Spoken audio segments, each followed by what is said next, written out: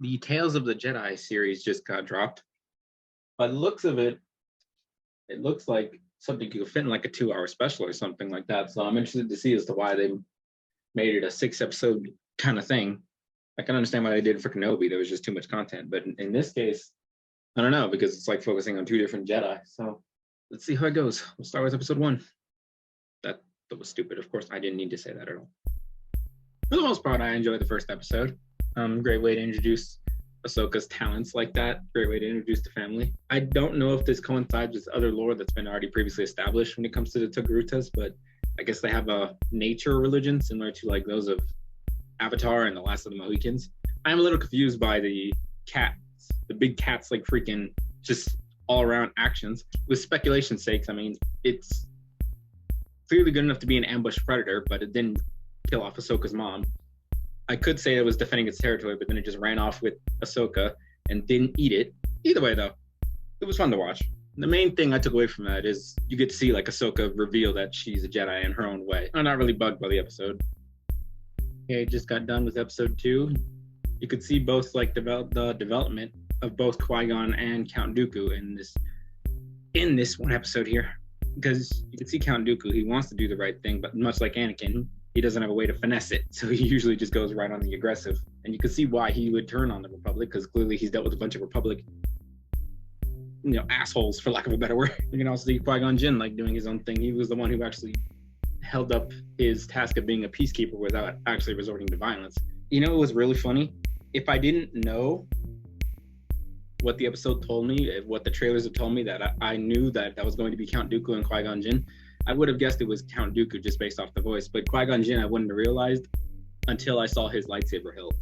It's the same one from episode 1, so that's how I would have recognized it was him. I'm starting to realize now why this is probably a series, because it is different stories. You can't really just cram it together without being weird about it. What I'm hoping out of this series, just based off these first 2 episodes, is right now they're focusing on Ahsoka and Count Dooku, but maybe in season 2 they could focus on like the Jedi years that Asajj Ventress went through before she went Sith Lord. And maybe some other random Jedi that's coming up. I don't know, like Barriss Offrey, or more of the younglings that were introduced. Now I can see why it's probably in a season episodic format. More chances to like get more Jedi out there. I hope this series does well. I want to see them do that. Just got finished with episode 3. I don't really have much to say about this one. It's another great episode. You got to see Dooku go deeper into madness. You got to see Windu be Mace Windu. If this were released weekly, sort of how like Obi-Wan and Andor are currently doing right now, I would have been really excited for episode 4, despite the fact that it was only like 15 minutes this last episode. That being said, I really hope if there is a season 2, they don't start releasing it episodically like that. I hope they just spit the entire season 2 out. I'd rather just have a big old blob and a big old like binge watch of season 2 as opposed to waiting episodically for 15 minutes though. Even if the 15 minutes is good, I'd rather just have it like this. You know what I mean?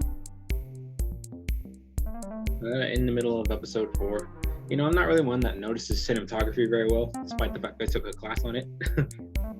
It's not really my forte, but I did notice this one shot right after Qui-Gon Jinn left down the elevator. You see Yaddle, I think that's Yaddle, walking away in like the light, and Dooku's walking away in the dark. It's a nice split between those 2 Jedi Masters. Also very interesting that we see him immediately go straight to deleting the archives. I thought episode 4 was going to be showing like his breaking point when he finally decided to go Sith Lord, but it kind of already passed, which I'm disappointed by. But so far, I'm not saying I hate the episode. I got through episode 4. Bit mixed feelings for this one. On the one hand, I like the idea of seeing 2 ideologies clash like that. And I also like how, because I remember in episode 2, there's a scene where Obi-Wan is captured and Dooku's talking about having him join him so he can destroy the Sith. Based on some of the dialogue here, you actually believe that he wants to destroy the Sith. Sure, he wants to take over power afterwards, but he does want to destroy that guy. Clearly, they don't really get along too much. Or at least that's the first time I've ever seen that happen. Whereas like every other show, you see Count Dooku being nothing but totally obedient. Here, he is like fighting for his own ideology in a sense. It's not always just about Palpatine. So I like that they showed that. On the other hand, I don't really like how Yaddle handled it. Like, I don't really like how she like outed herself instead of staying to spy.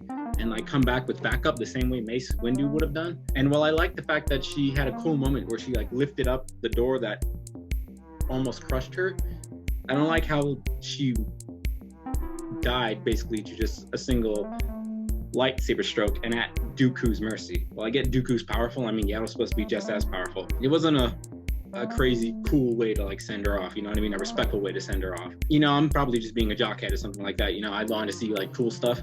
And yeah, maybe she was old, but at the same time, it's like could have had a better send off for Yaddle, in my opinion. You know, she only really had like that one epic cool moment, and then it came right to a grinding halt just with that kill. I do like that Yaddle agreed with Dooku, like how she stepped down and how she didn't agree with Qui-Gon's death like that. But at the same time, also, again, it just comes back to how she handled it. There's a big spider right here. Hold on. You know, she could have had like left some kind of notes about how she feels suspicious about Dooku or something like that. She could have left something. I don't know. This was a great episode. Just because there's like a lot to like speculate and fill in about with this episode. Like the fact that Anakin showed her how to defend herself against like real targets explains how not only the Jedi, most of them just failed because they're used to training against the droids, but how she survived Order 66, which killed off most of the Jedi. You know, it wasn't just plot armor; there was actual training behind it now that you can see. I like that. It's like what Kreia said back in KOTOR 2. You know, you do the same thing over and over again. You train for the same thing over and over again. You become stagnant, and then you're weak. Anakin sought to like protect Ahsoka from that, and I like that was what happened. That being said, I also feel like, why is it that only Anakin thought of doing that? I guess he wasn't. I guess there are other Jedi that survived Order 66, but I mean, it's weird that that's not like that exercise right there isn't used more often. You know what I mean? But regardless, I like that episode and all of its implications with it. You know what I mean? I just finished episode 6 and therefore the whole series, and episode 6 was cool. It basically shows off the villainy of the Empire. It shows off one of the scariest looking Sith Inquisitors I've ever seen. It also shows off one of the funniest deaths I've ever seen, provided by Ahsoka. I want to see more of this show. There's no one who could convince me otherwise. The way this show is structured, it just shows off like small little clips throughout the entirety of the universe. So it could probably go back to the High Republic, go back to the Rebel show, go back to the Clone Wars saga. They could basically do whatever you want. You know, whatever story you want to tell, you could send it there. It doesn't have to like meet a weird kind of criteria. It's sort of like what the Forces of Destiny show did, where it showed off all the women of the Star Wars series. It was like small little moments in time, and it went through like every single order, even all the way up to the First Order with Rey, way back to like the Clone Wars with Ahsoka. It was an interesting cliffhanger, to say the least. It wasn't really a cliffhanger, but it was kind of, because I mean, it's Ahsoka finally getting back into the fight. You know, she was able to take down the Inquisitor without like her, at this point now, iconic white lightsabers. So now I want to see like a season 2 where she actually like takes down the Inquisitor and gets those lightsabers. You know what I mean? That'd be an interesting story. I still stand by what I said. Like, you could go back to like any Jedi or any kind of thing ever. I will say though, it's funny that I had a problem with the way Yaddle died, but not with the way this Sith Inquisitor died. He was by far the most badass design, but he went down really pathetically. I guess the reason why I have a problem with the way Yaddle died and the way he died is that, I mean, yeah, he looked cool and all, but he's not really established. I could care less about him. Yaddle kind of was established. I don't know any of her like establishments because I don't really read any of the extra material or anything like that. But I mean, I feel like she was way powerful to like go down in a much harder degree than the way she went down on like that.